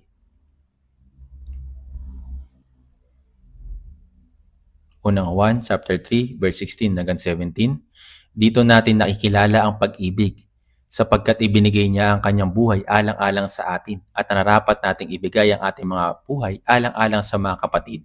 Subalit ang sinumang may pag-aari sa sanlibutan ito at nakikita ang kanyang kapatid ng nangangailangan at pinagsasara niya ito ng kanyang damdamin, paano nanatili ang pag-ibig ng Diyos sa kanya? Dito, ibinigay niya ang kanyang buhay alang-alang sa atin. Alam din ninyo ang 1 chapter 3 verse 16, tama po ba? Sapagkat gayon na lamang ang pag-ibig ng Diyos sa sanlibutan na ibinigay niya ang kanyang tanging anak upang ang sino man sa kanya sumampalataya ay huwag mapahamak kundi magkaroon ng buhay na walang hanggan. Mabuti rin na kabisaduhin natin ng unang 1 chapter 3 verse 16. Dito natin maikilala ang pag-ibig sapagkat ibinigay niya ang kanyang buhay alang-alang sa atin at nararapat nating ibigay ang ating mga buhay alang-alang sa mga kapatid. Nangahulugang itong natural lamang na ating ibigay ang ating buhay alang-alang sa mga kapatid. Kung may isang taong handang isuko ang kanyang sariling buhay, anong hindi niya magagawa? Sa verse 17, subalit ang sinumang may pag-aari sa sanlibutan ito at nakikita ang kanyang kapatid na nangangailangan at pinagsasara niya ito ng kanyang damdamin, paano nanatili ang pag-ibig ng Diyos sa kanya at pinagsasara niya ito ng kanyang damdamin? May pusong handang tumulong. Siguro, ang kapatid na iyon ay nahihirapan ngayon. Kailangan ko silang tulungan. Bagaman meron silang kapangyarihan na tulungan ng iba, ngunit sila'y nalilito kung sila ba ay tutulong o hindi. Anong umahadlang sa puso upang tumulong? Ang ating laman. May pusong handang tumulong, ngunit ang ating laman ay umahadlang. Hindi na kailangan tulungan sila. Baka may ibang paraan para sa kanila o obserbahan ko na lang sila. Bagan maaari nating ibigay ang ating buhay para sa mga kapatid. Subalit ang sino mang may pag-aari sa sanlibutan ito at nakikita ang kanyang kapatid na nangangailangan at pinagsasara niya ito ng kanyang damdamin, paano nananatili ang pag-ibig ng Diyos sa kanya? Ang pag-ibig ay gaya ng isang balon. Kailangan natin salukin ang tubig upang ito ay patuloy na dumaloy. Ngunit kung iiwan natin ito nang hindi sinasalok, ang tubig ay hindi nadadaloy at magiging mabaho. Kailangan nating isalukin yung tubig. Kung tayo iibig ng paulit-ulit, gaya ng pagsasalok ng tubig, sisibol ng patuloy ang pag-ibig na gaya ng tubig na sumisibol.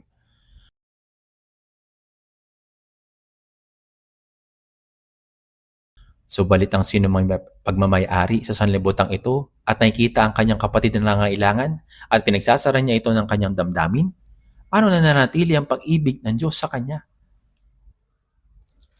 Kung magkagayon, ang pag-ibig ng Diyos ay nagiging tuyo.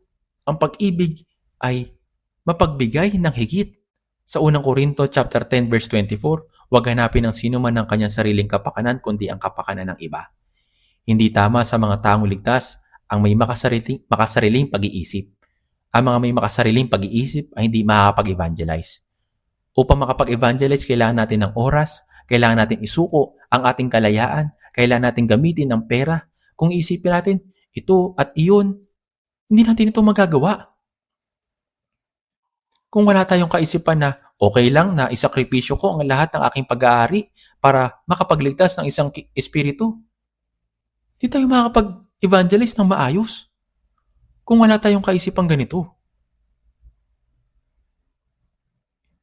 Basahin natin sa unang 1, chapter 3, verse 18 hanggang 19. Mga munting anak, huwag tayong umibig sa salita ni sa dila, kundi sa gawa at sa katotohanan. Dapat natin makilala na tayo mula sa katotohanan at magkaroon ng kapanatagan ng ating mga puso sa harapan niya. Mga munting anak, huwag tayong umibig sa salita ni sa dila. Sino ang hindi kayang umibig sa salita o sa dila? Ang salita ay kailangan nating umibig. Mag-ibigan tayo. Pag-ibig. Sa salita lamang? Ang pag-ibig natin ay salita o sa dila lamang ay peke. Tama po ba? Ang tunay na pag-ibig ay ang isakripisyo ang ating oras, ang ating kalayaan, ang ating kaligayahan at ang ating pera para sa ibang tao. Sapagkat gayon na lamang ang pag-ibig ng Diyos sa sanlibutan na ibinigay niya ang kanyang tanging anak. Namatay ang tanging anak. Kung hindi namatay si Jesus, paano malalaman ang pag-ibig ng Diyos? Kung ang Diyos na ay hindi lamang umiibig sa salita, kundi nagsakripisyo at inialay ang kanyang tanging anak hanggang sa kamatayan. Kung nais natin gawin ang pag-ibig ng Diyos, hindi natin ito magagawa sa salita at dila lamang. Huwag tayong umibig sa salita ni sa dila, kundi sa gawa at sa katotohanan. Kapag umiibig lang tayo sa salita, ito'y hindi tunay na pag-ibig. Mga munting anak, huwag tayong umibig sa salita ni sa dila, kundi sa gawa at sa katotohanan. Dito natin makikilala na tayo wala sa katotohanan at magkakaroon ng kapanatagan ang ating mga puso sa harapan niya. Kung tayo umiibig sa gawa at katotohanan, makikilala nila na tayo mula sa katotohanan at magkakaroon ng kapanatagan ang ating mga puso sa harapan niya. Silang hindi gumagawa ng gayon ay hindi magkakaroon ng kapanatagan ng puso sa harapan ng Diyos. May isang bagay na ang pangalan ay pagsuway sa pagitan natin at ang Diyos. Ang pag-ibig ay, sa unang Korinto chapter 13 verse 5, hindi magaspang ang kilos, hindi ipinipilit ang sariling kagustuhan, hindi mayayamutin, hindi nagtatala ng mga pagkakamali. Ang pag-ibig ay hindi makasarili. Ang pag-ibig ay iniisip ang kapakanan ng iba. Ang taong makasarili ay hindi makakapag-evangelize. Kailangan natin magsakripisyo para sa evangelism. Ang taong makasarili ay walang kakayahang umibig sa mga kapatid. Kaya, ang unang interesante sa tao ng Diyos ay ang magbigay sa Diyos ng kaluwalhatian. At pangalawa, pagliligtas ng espiritu ng mga tao. Pangatlo ay ang pagmamalasakit natin sa mga kapatid. Kailangan natin magsakripisyo para dito. Sabi sa Kawikaan chapter 19 verse 6, marami pang naghahangat ng pagpapala ng tao, may magandang loob, at ang bawat tao ay kaibigan na nagbibigay ng mga handog. Sila mga naghahangad ay ang mga tao nagbabahagi na may malaking puso. Marami ang naghahangad ng pagpapala ng taong may magandang loob, at ang bawat tao ay kaibigan na nagbibigay ng mga handog.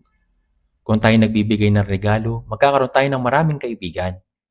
Walang kaibigan ang makasariling tao. Ngunit, natuklasan kong napakabukas palad ng mga Koreano. Sa oras ng halian, sinasabi nila, mananghalian na tayo. Ako ang magbabayad para sa inyo ngayon. Wow, napakaganda. Ito hindi madaling naiintindihan sa USA ngayon. Narinig ko na kapag ang ama at anak ay kumain sa kainan, sila nagbabayad ng mga hiwalay.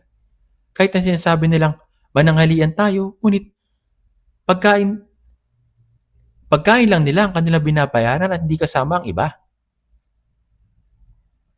Napakamapagbigay ng mga Koreano. Gayunpaman, dapat na mga maging higit na pagbibigay ang mga kapatid.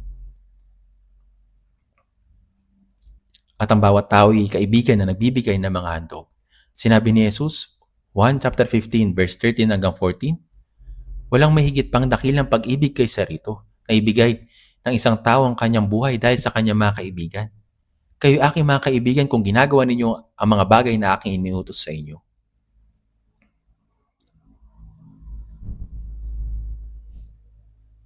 Kayo aking mga kaibigan kung ginagawa ninyo ang mga bagay na aking iniutos sa inyo. Ang Panginoon ay namatay upang iligtas sa mga makasalanan tulad natin at ginawa niya tayong kaibigan. Tama po ba? Gayon din, kailangan din natin gawing kaibigan ang iba. Sa Lucas chapter 16 verse 9, at sinasabi ko sa inyo, makipagkaibigan kayo para sa inyong mga sarili, para sa pamamagitan ng mga kayamanan ng kalikuan, upang kung ito'y maubos na, ay kanilang tanggapin kayo sa mga walang hanggang tahanan. Darating ang araw, lahat ay maglalaho. Tama po. Kapag dumating ang araw na iyon, kanilang tatanggapin kayo sa mga walang hanggang tahanan. Wala tayong panahon para sa mga walang point ng kaibigan o masasamang kasamahan sa mundo. Makipagkaibigan kayo para sa inyong mga sarili sa pamamagitan ng mga kayamanan ng kalikuan. Ibig sabihin, para makipagkaibigan sa mga taong pupunta sa langit. Kung magsasakripisyo tayo ng oras at material na mga bagay at maliligtas ang isang tao, magkakaroon tayo ng isang kaibigang mapupunta sa langit. Tama po? At sa isang araw, kapag ang lahat ng bagay ay naglaho, kapag ang mundo ay ito nagwakas, ay kanilang tatanggapin kayo sa mga walang hanggang tahanan. Kapag nasa langit na tayo, malalaman natin kung sino ang nagsakripisyo upang ako'y maligtas. Ang mga kapatiran na nanalangin para sa akin at nagsakripisyo upang ako'y maligtas. Nagbibigay tayo ng maraming material na bagay para sa world missions. Sa ating church, hindi natin palaging sinasabi na magbigay ng offering. Hindi natin kailangan gawing iyon. Walang basket na inililibot upang mangolekta ng offerings. Sa bandang likuran, nakalagay roon ng sobre para sa offering. At kung magbigay ka man o hindi, ay walang nakikialam. Bawat isa ay nagbibigay ng kusang loob. May sarili akong sobre. Dapat lamang nating naiintindihin ang ating mga sarili, hindi ang sobre ng iba. Kung ang isang tao ba ay nagbibigay o hindi po natin ito dapat intindihin. Ito'y sa pagitan nila at ang Diyos. Kailangan natin gawin. Kailangan lang natin gawin para sa atin. Ngunit sa ating church, lahat tayo ginagawa ito ng mabuti. Kung ginagawa lang ito ng isang tao, dahil sinabihan siyang, gawin mo ito, may problema pa rin sa pananampalataya ng taong iyon. Ang taong naligtas ay natural na ginagawa ang dapat nilang gawin sa harapan ng Diyos.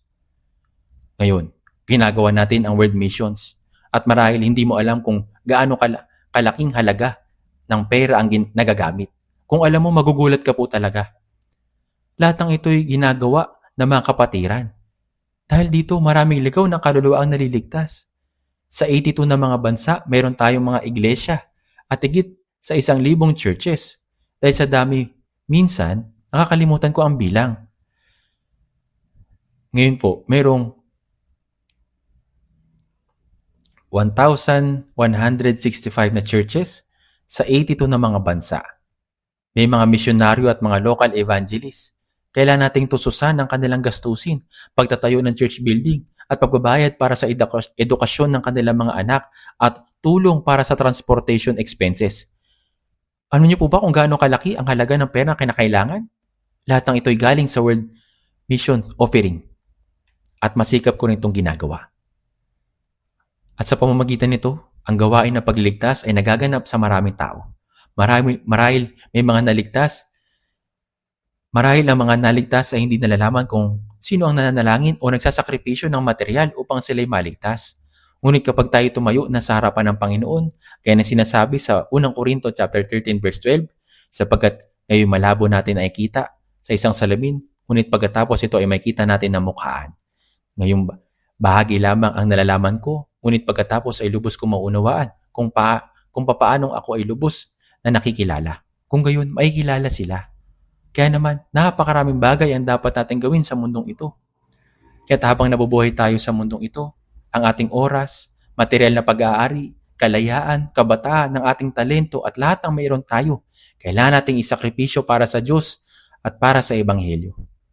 Yamang tayo tumanggap ng dakilang biyaya, kailangan nating isakripisyo ang ating sarili para sa iba. Sinasabi sa 1 chapter 12 verse 24, katotohanan ang sinasabi ko sa inyo, maliban na ang butil ng trigo ay mahulog sa lupa at mamatay, ito'y nananatiling nag-iisa. Ngunit kung ito'y mamatay, ay nagbubunga ng marami. Ang mamatay, ibig sabihin, magsakripisyo. Ito'y pagsasakripisyo ng sarili. Kaya sa Mateo chapter 10 verse 8, tinanggap ninyong walang bayad, ibigin ninyong walang bayad. Ang Panginoon na naligtas sa atin ay nagbigay ng maraming bagay. Ang biyaya na akin natanggap ay dapat ko ring ibahagi sa iba. At upang maibahagi ito sa iba, natural, dapat muli akong magsakripisyo sa aking oras at mga material na bagay. Pagkatapos ang Diyos ang nagbibigay na higit na dakilang biyaya. Tingnan po natin sa isang talata mula sa Biblia. Buksan natin sa Lucas chapter 6. Lucas chapter 6 verse 38.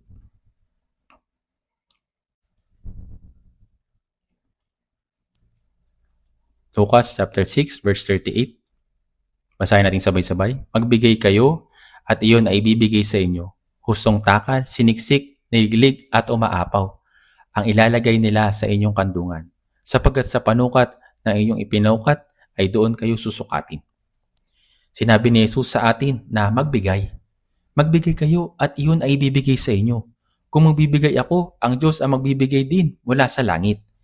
Kung magbibigay ako muli, siya'y muling magbibigay. Kung magbibigay ako ng marami, siya'y magbibigay din ng marami. Nasubukan niyo na po ba ito? Masaya ito, talaga po. Magbigay kayo at iyon ay ibibigay sa inyo. Usong takal, siniksik, niliglig, at umaapaw ang inilalagay sa inyong kandungan. Masigit ang ibabalik ng Diyos kaysa ginamit natin o isinakripisyo ko.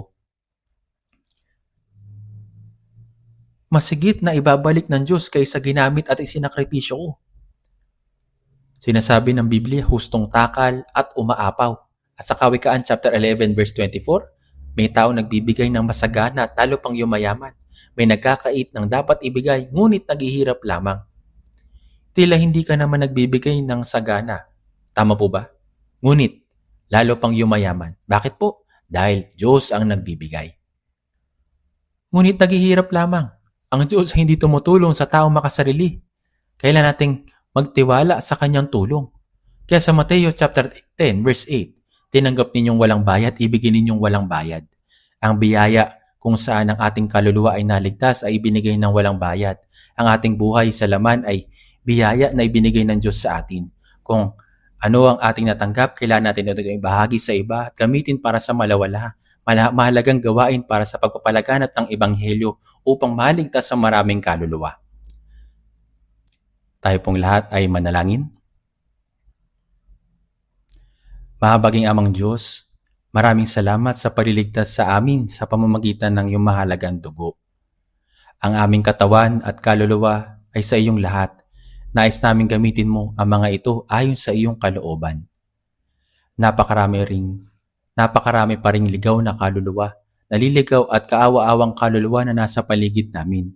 Pakiusap, tulungan mo kami na isakripisyo ang aming oras, pag-aari at lahat ng bagay na mayroon kami upang iligtas sila. At ang lahat ng kaluwalhatian ay sumaiyo nawa aming Diyos. Para sa aming natitirang buhay, hanggat sa dumating ang Panginoon, pakiusap, gabayan at pangunahan mo kami. Idinadalangin namin ito sa pangalan ng Panginoong Hesukristo. Amen.